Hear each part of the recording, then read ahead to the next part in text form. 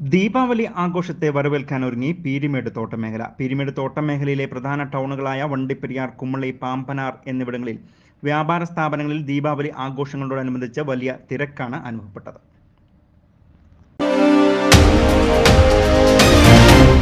ദീപാലങ്കൃതത്തിന്റെയും വർണ്ണപ്പൊലിമയുടെയും ആകാശ വിസ്മയങ്ങളുടെയും ആഘോഷമായ ദീപാവലിയെ വരവേൽക്കാൻ പീരിമേട് തോട്ടം മേഖല ഒരുങ്ങിക്കഴിഞ്ഞു.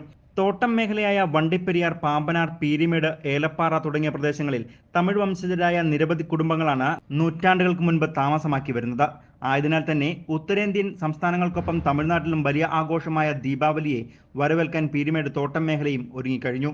ഇതിന്റെ ഭാഗമായി പീരിമേട് തോട്ടം മേഖലയിലെ പ്രധാന ടൗണുകളിലെ വസ്ത്ര വ്യാപാര സ്ഥാപനങ്ങൾ, മത്സ്യമാംസ വ്യാപാര സ്ഥാപനങ്ങൾ, പഴം പച്ചക്കറി മാർക്കറ്റുകൾ എന്നിവിടങ്ങളിലും ദീപാവലി ദിന കച്ചവടങ്ങളുടെ വലിയ തിരക്കാണ് അനുഭവപ്പെട്ടത്.